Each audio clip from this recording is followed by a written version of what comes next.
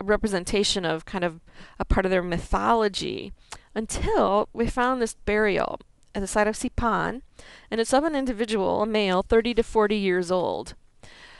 And this individual was interred with all of the trappings of the quote warrior priest that we see in the presentation theme.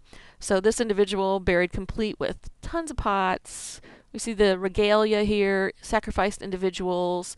So quite an important individual, but this does show that it's possible that the presentation theme was actually something that was acted out in reality.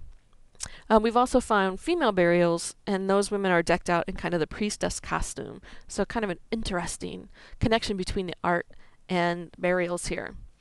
So we do have, as you can see here, probably indications of a highly stratified society, probably inherited differences in wealth. We do see marked differences in grave goods. We have somewhat commoner burials where there's nothing or maybe a few pots. We have kind of like the mid-level burials where individuals are laid out in a cane casket. There might be a few pots. There might be some other goods included. Then we have like high status, so also a cane casket, but lots of grave goods. And then we have the extreme elite, or the royal burials, that are in the platform mounds or they're underground tombs, and lots of goods and sacrificed people. So some evidence of stratified societies.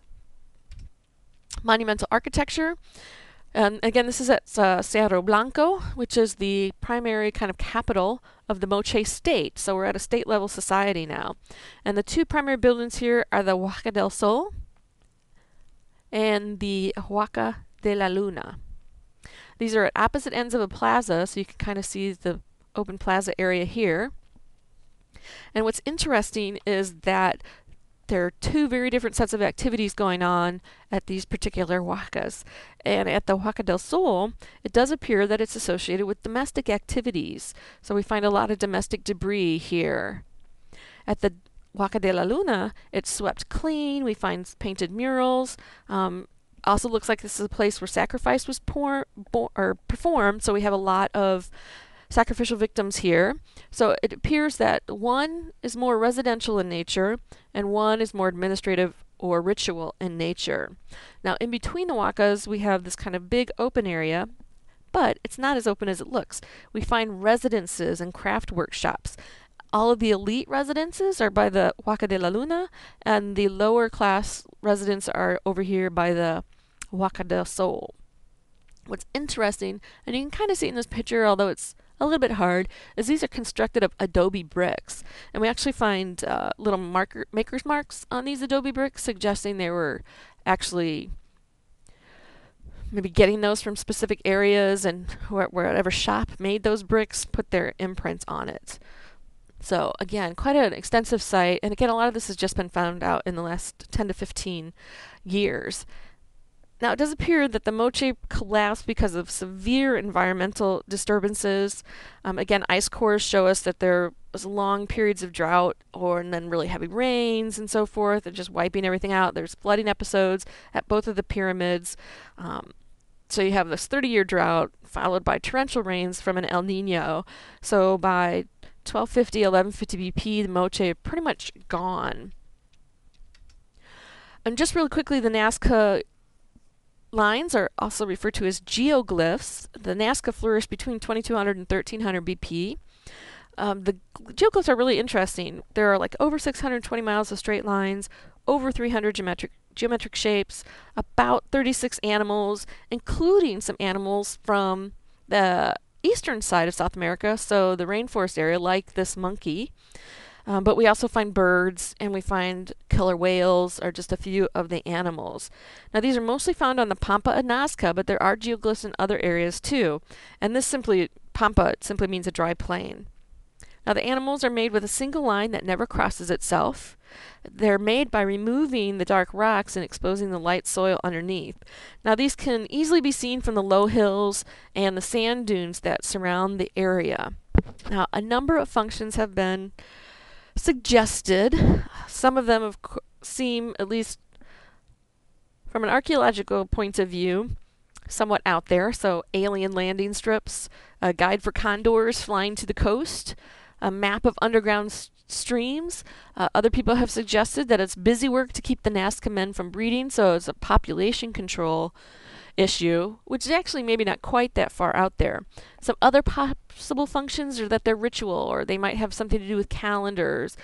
Could be representations of astronomy.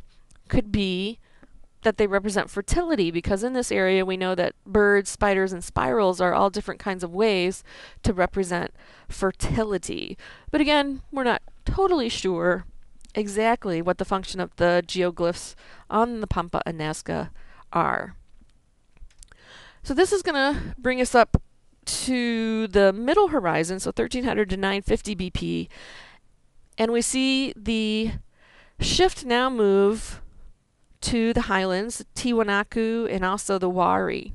So we're going to talk about Tiwanaku first. So here you can see the Tiwanaku around Lake Titicaca, and they rule kind of the southern area, and then the Wari emerge, and they kind of rule this northern area.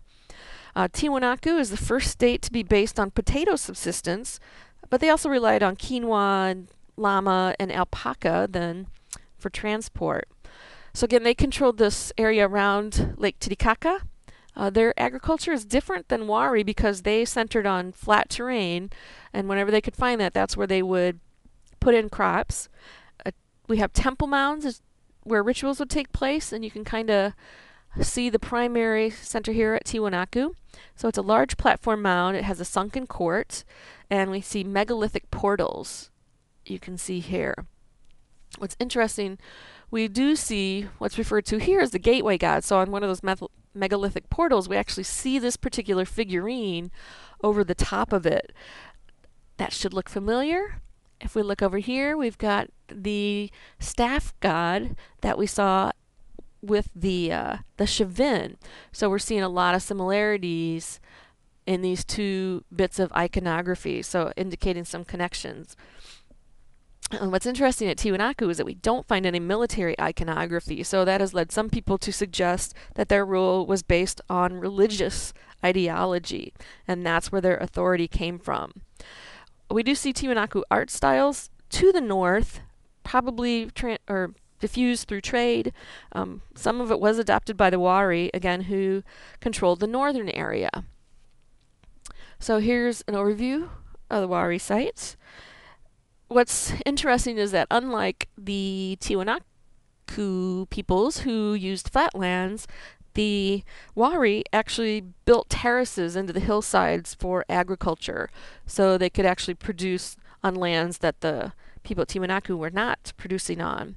The buildings are somewhat different also, where we have plaster-covered fieldstone set with a mud mortar, and we find compounds, not temple mounds. So again, some big differences here.